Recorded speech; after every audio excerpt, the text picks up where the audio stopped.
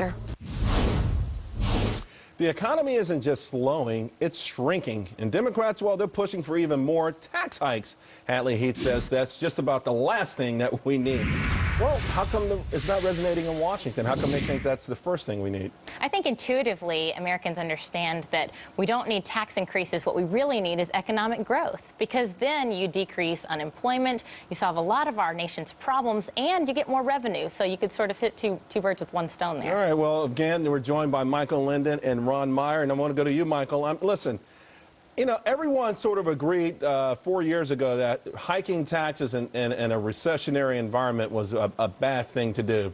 Now it feels like maybe that doesn't matter to some people anymore. Well, I still think that we do need to be careful what we're doing to the economy. If you look at the GDP numbers from today, you see that actually consumer expenditures were up, business investment was up. Those are both good numbers, but the thing that was dragging down overall economic growth was government spending was way down. And in fact, in defense was a huge decrease in government spending, which is why we had that slightly negative growth. So we should not be slashing government spending right now, just as the economy is coming out of its recession, and this GDP number is absolute proof of that. The tax increases don't seem to weren't even in place in the fourth quarter of 2012. So yeah. I don't know why we're even talking about that. Well, Ron, you know what I found interesting about the numbers is that yeah, government spending was down, but non-defense government spending was actually up. You know, it was defense spending that was down, business inventories were down, exports were down. There were a lot of ugly parts to this report, and certainly raising taxes, in my mind, I don't see where any of the negatives would have become better. No, I think it was the uncertainty from the fiscal cliff. I really don't. I mean, if you look at government spending, actually, government spending was over $900 billion in the fourth quarter, which is higher than the third quarter, higher than the second quarter. So actually, government spending went up. But they're cherry-picking numbers because you're right, defense spending went down, but other government spending actually grew. Like I said, government spending in this quarter was actually higher than the last two quarters. So to say that government spending has gone down is absolute fallacy. But Ron, it's cherry-picking. Defense spending is government spending, right? Come again? Right. Ron? What did you say? I don't think government spending ever helps Defense spending is government spending, right? And overall government spending was down.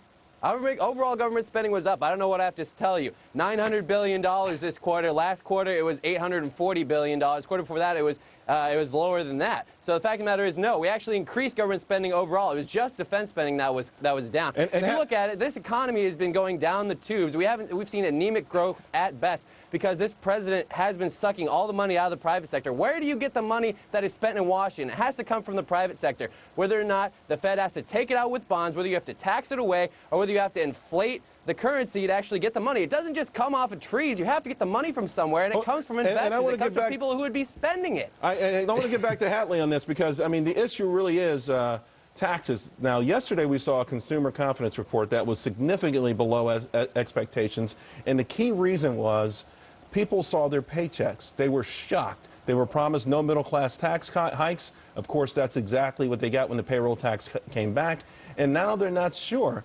I mean, we've got a very tepid situation. The idea of hiking taxes right now, it seems like a very dangerous gambit. It is a dangerous game. If we do want to see any economic growth, then we shouldn't even be thinking about raising people's taxes any further. Ron's right. That's money out of the private sector into the public sector that can't possibly manage the money as efficiently. So when we look at what happened this January, yes, the psychological effect of getting that first paycheck and realizing, I don't know how I'm going to make ends meet this month or next, and the psychological effect of not trusting this administration that has been antagonistic towards business from the beginning. Obamacare is on its way, and it's going to be a huge problem for job creation. Stick to the actual numbers here. All right, Michael, listen, I'm going to come to you last on this. We don't have a lot of time, but would you admit at least that the administration policies are more geared toward a fairness doctrine than a growth doctrine?